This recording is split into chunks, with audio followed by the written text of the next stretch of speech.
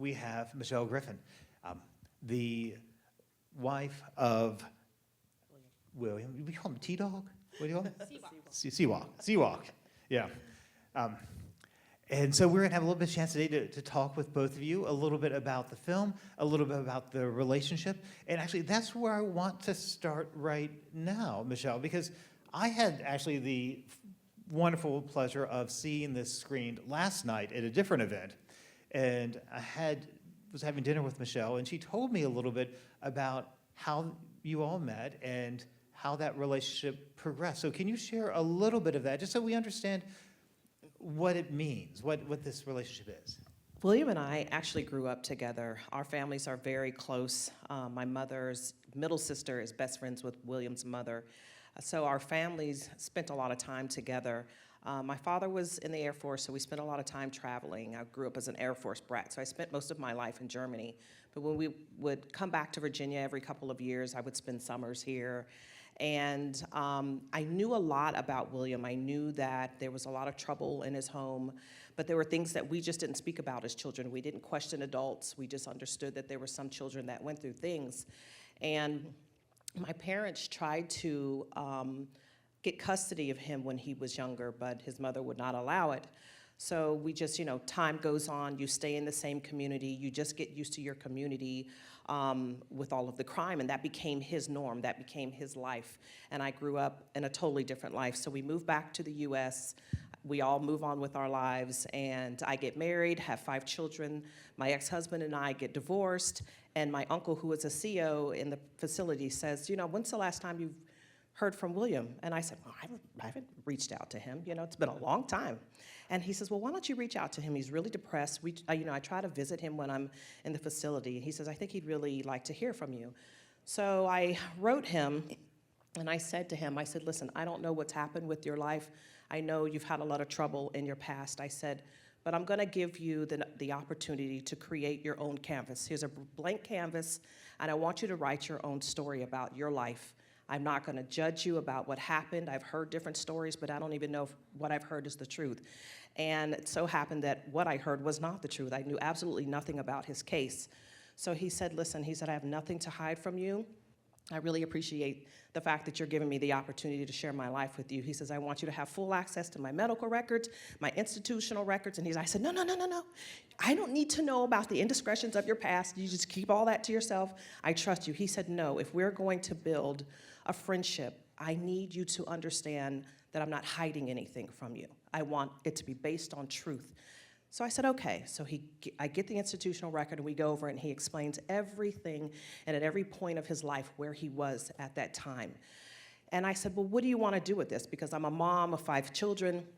I'm a problem solver. I said, what do you want to do with this now? Where do you want to go?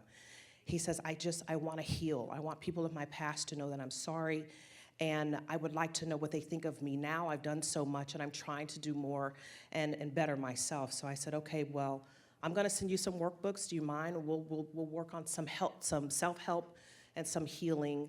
And I said, and I promise I will write you every week until the day you come home. He says, well, I welcome it. So we worked on things like forgiveness. And I explained to him, because he was holding a lot of trauma, that sometimes you're not going to get the forgiveness from people, but you can't hold yourself to that. You have to express yourself, apologize, and let them, and move on. But he hadn't forgiven himself, and he felt that the world looked at him through a different lens, that he could never reform or be a better man. And he has had such a big heart. So I said, well, we're not going to stay in the negative. Let's focus on the positive and move on. So that's where our lives grew. And about 5 years after that, he asked me to marry him, and I was like, well, I don't really want to get married again. But my heart was really for him, and I learned a lot about prison that I did not understand. I had no information about prison before, had never visited any of my cousins that had been to prison, so I didn't know what he experienced. But boy, when I started to write and visit, I learned a lot about the state that I did not think was happening. And I began to experience things from the Department of Corrections that I never thought I would experience as a free, law-abiding citizen. And I told him, I said, if they could treat me this way, and I'm free, I can only imagine what you experience behind closed doors when nobody's looking. And I said, you know what? I'm in this fight with you. Let's go. And from there, I began to reach out to other organizations, learn as much as I could, go to rallies, and go to Richmond anytime I knew nothing about general session, nothing about bills and laws and any of that. I learned so much. And I said, I want to thank you, because out of your trauma, I have grown, I have learned things. And I want to thank you for inviting me into your life. And I said, I hope I can be somebody that just makes your life better. And I said, all we can do from this point forward is just hope and pray, and let's just move on. And whatever God wants to do with your life in this situation, he will do it. And we don't need to keep dwelling on the past. And so he took it, he ate it like a kid in a candy shop, and we moved on from there. And then we met Sylvia. Beautiful. Now, one of the things that you touched on there was about his institutional record, like opening everything up to you. And you shared something with me last night about the institutional record and what it contains and what it doesn't contain. Can you share a little bit about that and why that's so important? So the parole board spends a lot of time reviewing somebody's past and all of the things that you've done. And when they deny you, it's always based on the past. So I said to him, don't they consider the good things you've done? I mean, the past 20, now he's been in there 30 years. I said, certainly you've done something good in 30 years. I mean, have you broken up fights? He says, I've done a lot of things, Michelle. And I said, well, if they're gonna consider you as a whole person, why are we only looking at one side of the story? If they're going to write and take down all of the negative things you've done and give you, you've got all these institutional charges that are negative, why don't they also keep a record of the positive things that you do? I said, what I notice about this system is that they reinforce negativity. So when a child does something that's wrong, you want to correct them in a positive way so that you reinforce positive behavior. But that's not what this system does. So if they're constantly reinforcing negative behavior, how are you going to break this chain? So I said, we're going to do something different when we go up before the parole board. I said, I want you to talk to every CO that you know, get as much information as you can. I want you to document the times you have broken up fights, the times you have, because now he works as a mentor, when you have mentored somebody to take educational courses to improve on themselves, or when you've talked somebody out of suicide. I want you to document that. And when we go before the parole board this year, when they start talking about the past, we're going to talk about where you are now and the future and the positive things that you've done.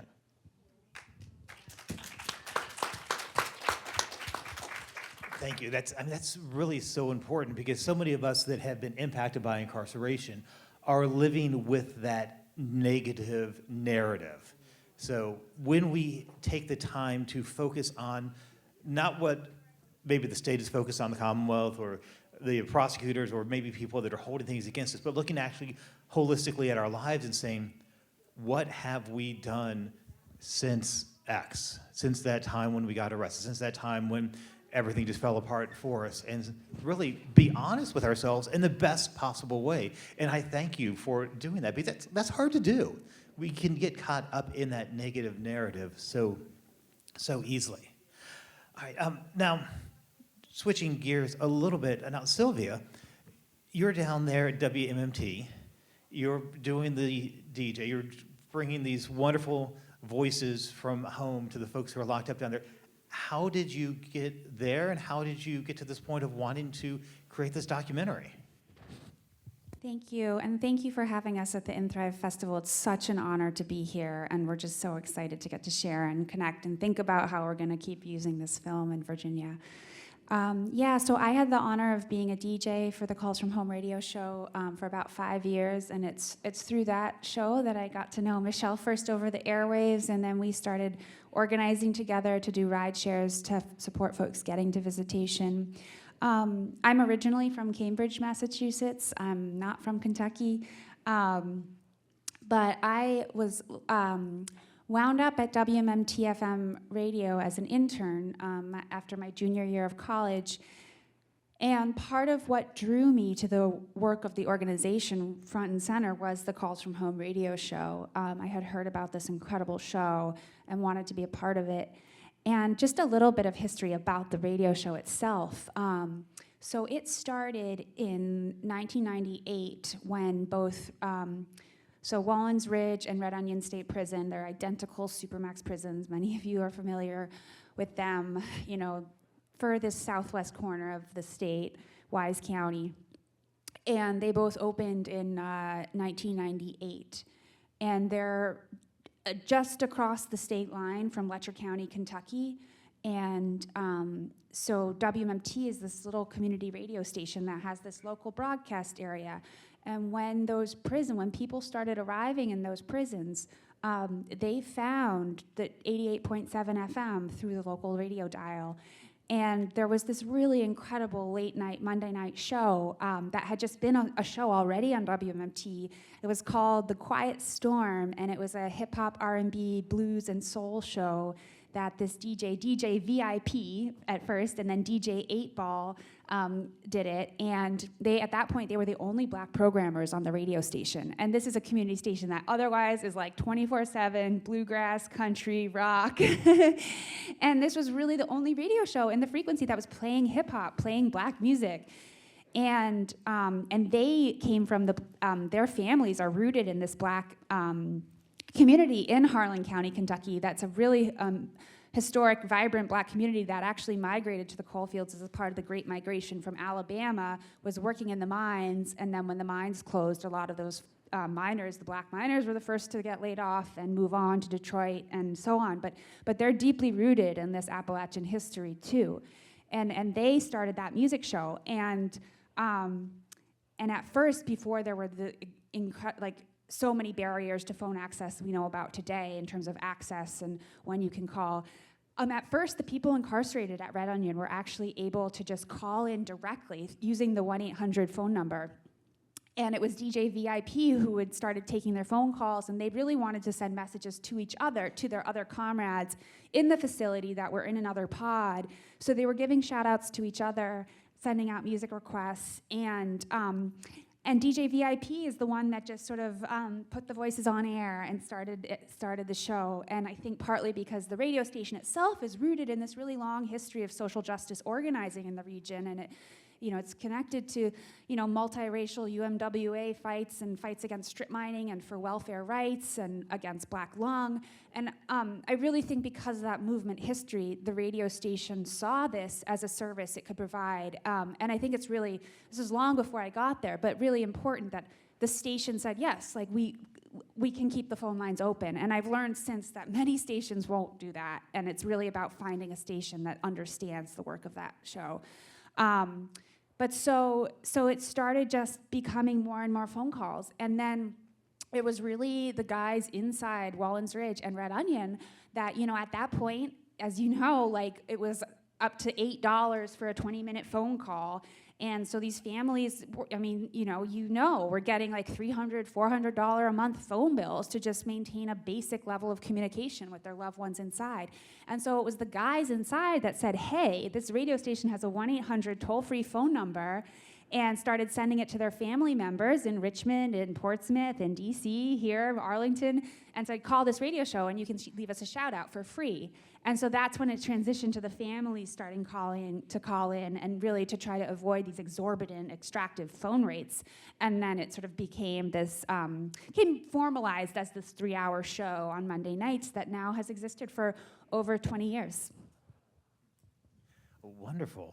Thank you. So I actually did not know some of that history right there. So thank you for sharing that.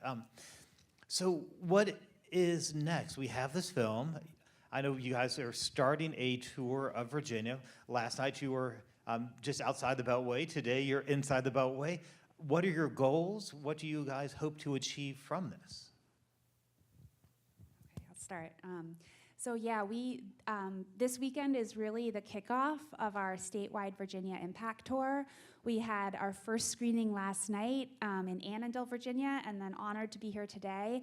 And we basically our plan is to do statewide screenings across Virginia for the entire calendar year of 2024 in partnership with your organizations. And specifically trying to use this film to support the cutting edge organizing that you guys are doing in this room, I mean, in terms of ending extreme sentencing, ending prolonged solitary confinement, the demand for an independent oversight board, reinstating parole, closing these institutions, we want this film to support your work. And so we're offering it for free for anyone who wants to stream it, to show it, to have a screening. And we actually have some resources. We can, for organizations that want to host screenings, we actually have a budget that we can use to rent venues, to pay honorariums to directly impacted folks to be up here on the stage speaking after the film. So if you're interested in hosting a screening, just come talk to me after, because we want to make that happen and use it as much as we can. And Michelle's do you want to talk a little bit? Just that, and Michelle's going to be able to be here and share and go on tour with the film as well. So we just want it to be put to work now. The biggest thing is we want to get the message out, because from somebody on the outside looking in, when I knew absolutely nothing about incarceration, what you don't know, you don't know. And the only way for people to become informed is to give them the information and reach out to the communities and invite them to screenings and to events that we have, where there's a lot of organizations coming together that are helping each other and building and sharing information. There's so many things right now going on, bills that we had that I feel and a lot of people feel should have been passed, but they weren't passed. But if we could use a tool like this and all of the other tools that are out there and reach legislators, because if you reach out to the communities and talk to a lot of your senators, a lot of times they don't even know what's going on the inside. They're only aware of what they deal with that comes across their desk. And until you reach out to them and say, hey, this is what's going on in this system, in our state, did you know about this? No, I had no idea. Well, what if we could invite them to some of these events and have them sitting on panels to where they become more informed?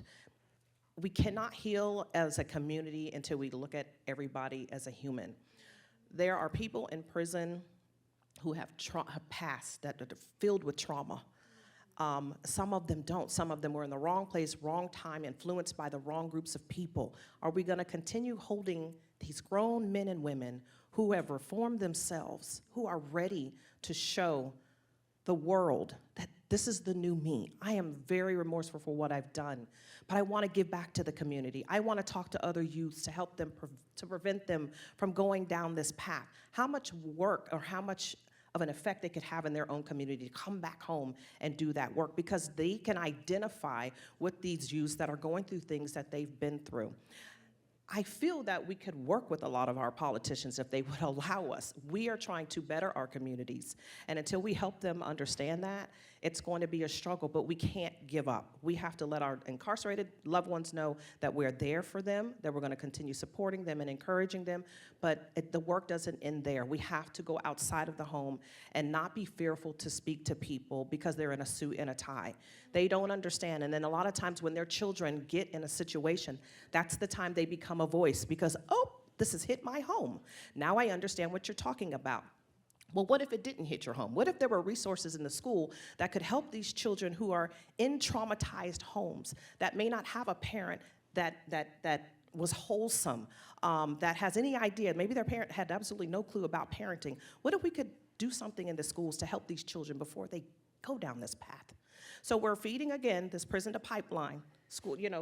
It's just a revolving thing. And sometimes I feel like the solution to the problem is so simple that it's just flying right over their head.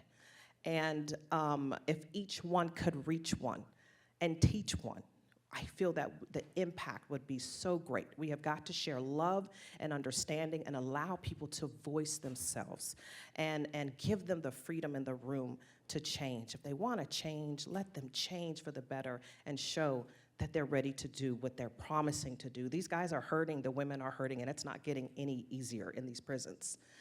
So we're the only voice that they have out here. Thank you.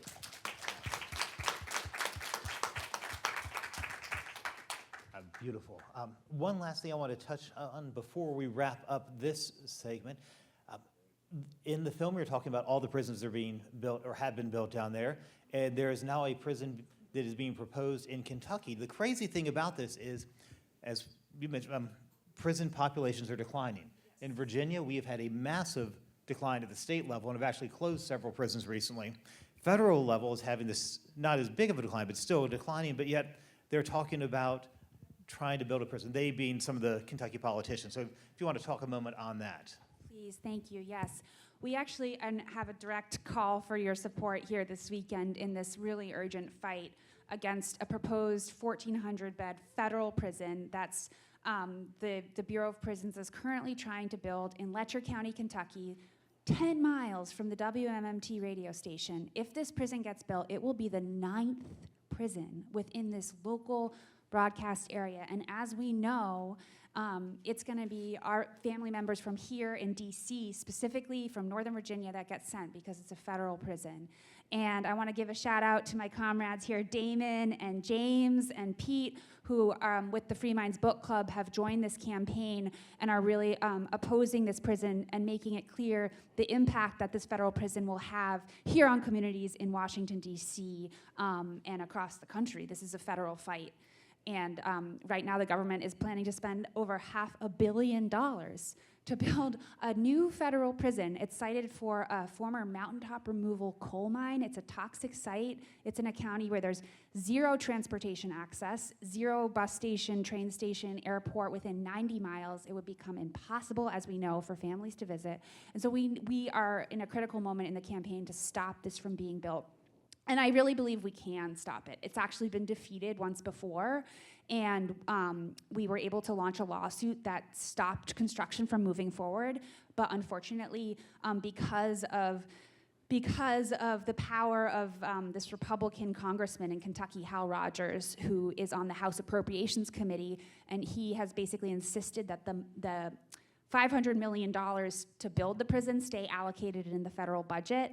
And so we stopped the prison, but the money was still set aside for it, and now he's trying to bring it back. But we have to fight it again and stop it again and get the funds fully rescinded from the federal budget and spent on all the things that we know actually keep our communities safe. And so right now they're going through what's called the required environmental review process for this site. And we're in the middle of a 45-day public comment period that closes this Monday, April 15th at midnight.